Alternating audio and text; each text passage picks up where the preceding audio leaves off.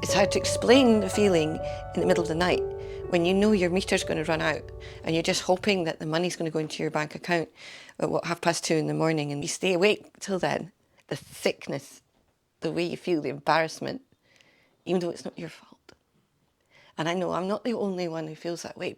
When you know that your bills are coming in and you know that you don't have enough money, and especially over the summer holidays, you know, I can't afford to take my kids anywhere, but I have to take the time off work because I'm a single parent.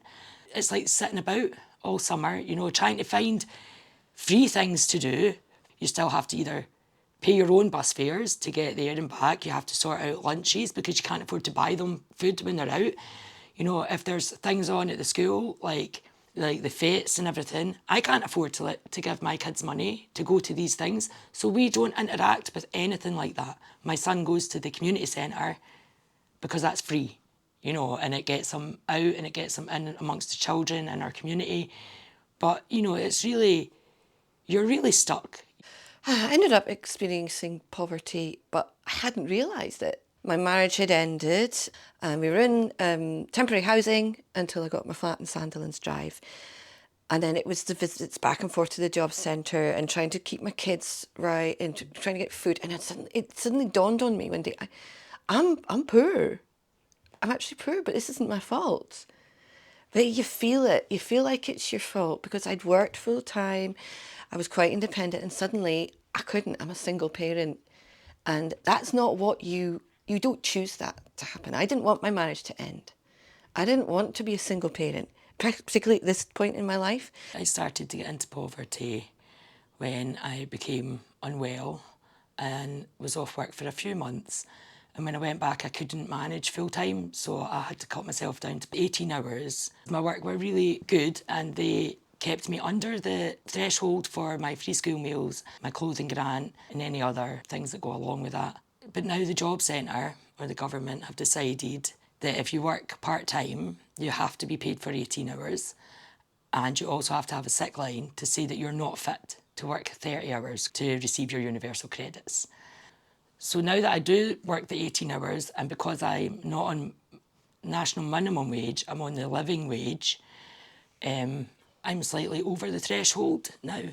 So I will lose my free school meals, I will lose my clothing grant and any other money that comes in through getting the free school meals. So I'm going to end up much worse off. The gentleman in the job centre said that if I was that concerned, I should find another job that pays less. So I struggle already, but I should go and work for less.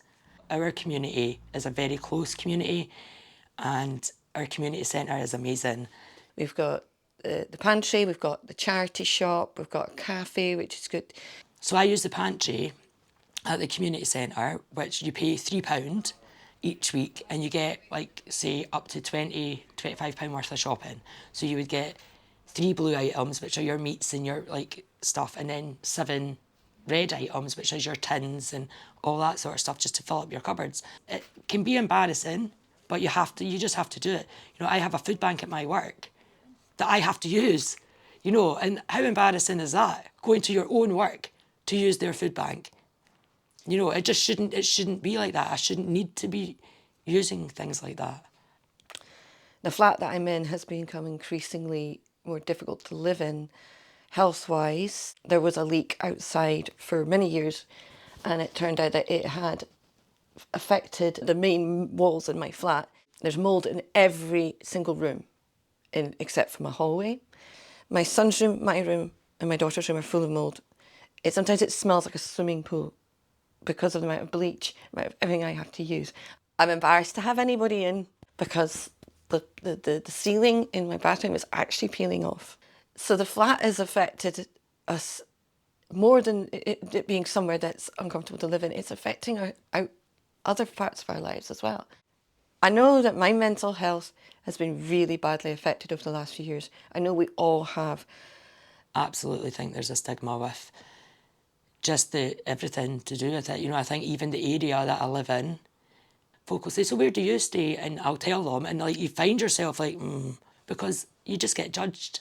Straight away you just get judged. And I'm no less than anybody else. You know, I work hard, I love my kids. You know, I didn't expect to be a single parent. People just don't understand. And I think a lot of people think that we're just lazy and that we can't be bothered, and we use these clubs to send our kids to because we can't be bothered with our kids, and it is just not true. It's generally the women that end up shouldering everything, and yet we're the ones who are demonised. We're demonised in the press, we're demonised by the politicians, we're lazy single mums, and we just go around having relationships and kids everywhere. That's not the truth. We can't help the situations that we're in. It's the government that are putting us in these situations, and they don't understand because they've never been there. So it's just not right. There's so much that could be done, but the government have to do it. And I work in the community centre. I work with these citizens that the government say they're looking after, and they're not. The government aren't looking after us. I would say, come down, come out of your towers, come down to our level and actually speak to us. Stop saying what you're going to do and actually act. Please prioritise the people. We just need the basics. We just need to be respected, and we need a bit of dignity.